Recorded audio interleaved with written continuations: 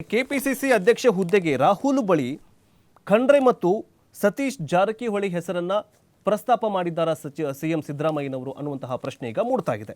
ಯಾಕಂತಂದ್ರೆ ಮೊನ್ನೆ ಅಷ್ಟೇ ದೆಹಲಿ ಪ್ರವಾಸಕ್ಕೆ ಹೋದಂತಹ ಸಿಎಂ ಸಿದ್ದರಾಮಯ್ಯನವರು ಕರ್ನಾಟಕ ಭವನವನ್ನು ಉದ್ಘಾಟನೆ ಮಾಡಿದ್ರು.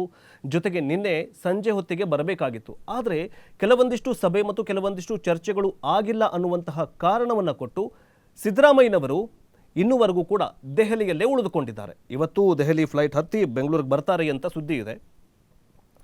ಹಾಗಾದರೆ ದೆಹಲಿಯಲ್ಲಿ ಯಾವೆಲ್ಲ ಚರ್ಚೆಗಳಾದವು?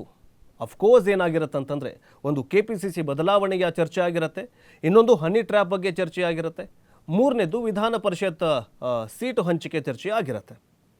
ಆದರೆ ಮೊದಲಿಗೆ KPCC ಅಧ್ಯಕ್ಷ ಸ್ಥಾನದ ಬದಲಾವಣೆ ಕುರಿತಂತೆ ಏನೆಲ್ಲ ಚರ್ಚೆ ಆಗಿರಬಹುದು ಅನ್ನೋದನ್ನು ನೋಡ್ತಾ ಹೋಗೋದಾದರೆ, ಸಿಎಂ ಸಿದ್ದರಾಮಯ್ಯನವರು ಏನು ಮಾಡಿದ್ದಾರೆ ಅಂತಂದರೆ, ಕೆಲವೊಂದಿಷ್ಟು ಜನರ ಹೆಸರನ್ನು KPCC ಅಧ್ಯಕ್ಷ ಸ್ಥಾನಕ್ಕೆ ಹೆಸರನ್ನು ಕೊಟ್ಟಿದ್ದಾರೆ, ಅಂದರೆ ರೆಫರ್ ಮಾಡಿದ್ದಾರೆ ಅಂತ ಇದೆ.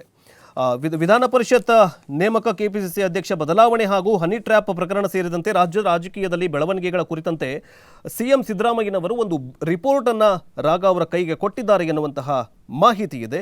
ಭೇಟಿ ವೇಳೆ ಪರಿಷತ್ನಲ್ಲಿ ಖಾಲಿ ಇರುವಂತಹ 4 ಸ್ಥಾನಗಳಿಗೆ ತಮ್ಮ ಆಯ್ಕೆಯ ಕೆಲವೊಂದಿಷ್ಟು ಹೆಸರುಗಳನ್ನು ಸೂಚಿಸಿದ್ದಾರೆ. ಅಲ್ಲದೆ KPCC ಸ್ಥಾನಕ್ಕೆ ಸಚಿವರಾಗಿರುವಂತಹ ಈಶ್ವರ್ ಖಂಡ್ರೆ ಹಾಗೂ ಸತೀಶ್ ಜಾರಕಿಹೊಳಿ ಅವರ ಹೆಸರುಗಳನ್ನು ಪ್ರಸ್ತಾಪ ಮಾಡಿದ್ದಾರೆ ಅನ್ನುವಂತಹ ಮಾತುಗಳು ಕೇಳಿ ಬರ್ತಾ ಇದೆ.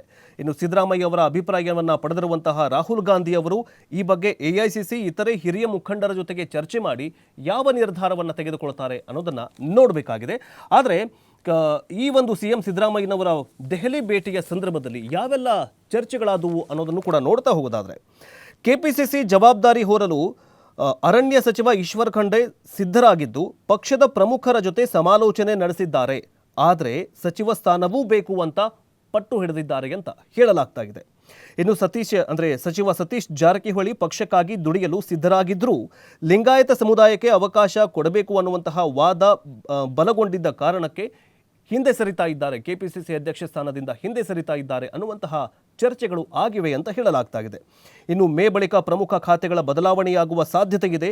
ಲೋಕೋಪಯೋಗಿ, ಜಲಸಂಪನ್ಮೂಲ, ಇಂಧನ, ಸಮಾಜ ಕಲ್ಯಾಣ ಖಾತೆ ಮರು ಹಂಚಿಕೆಯಾಗುವ ಸಾಧ್ಯತೆ ಇದೆ. ಹೀಗಾಗಿ ಅದರ ಬಗ್ಗೆಯೂ ಕೂಡ ರಾಹುಲ್ ಗಾಂಧಿಯವರ ಜೊತೆಗೆ ಸಿದ್ದರಾಮಯ್ಯನವರು ಚರ್ಚೆ ಮಾಡಿದ್ದಾರೆ ಅಂತ ಹೇಳಲಾಗ್ತಾ ಇದೆ. ಇನ್ನು ಪರಿಷತ್ನ 4 ಸ್ಥಾನಗಳಿಗೆ ಹಿರಿಯ ನಾಯಕ BL ಶಂಕರ್, ದಿನೇಶ್ ಅಮೀನ್ ಮಠ ಹೆಸರನ್ನು ಸಿಎಂ ಸಿದ್ದರಾಮಯ್ಯನವರು ಪ್ರಸ್ತಾಪ ಮಾಡಿದ್ದಾರೆ. SC ಕೋಟಾದಲ್ಲಿ 8 ಹೆಸರುಗಳನ್ನು ಪ್ರಸ್ತಾಪ ಮಾಡಿದ್ದಾರೆ ಸಿಎಂ ಸಿದ್ದರಾಮಯ್ಯನವರು. ಇನ್ನು ST ಕೋಟಾದಲ್ಲಿ ಒಬ್ಬರಿಗೆ ಅವಕಾಶ ಕೊಡಬೇಕು ಅಂತ ಸತೀಶ್ ಜಾರಕಿಹೊಳಿ ಅವರು ಪಟ್ಟು ಹಿಡಿದಿದ್ರೆ, ಮಲ್ಲಿಕಾರ್ಜುನ ಖರ್ಗೆ ಅವರು ಕಲಬುರಗಿ ಕೋಟಾಗಾಗಿ ಅಭಿಲಾಷೆಯನ್ನು ವ್ಯಕ್ತಪಡಿಸಿದ್ದಾರೆ.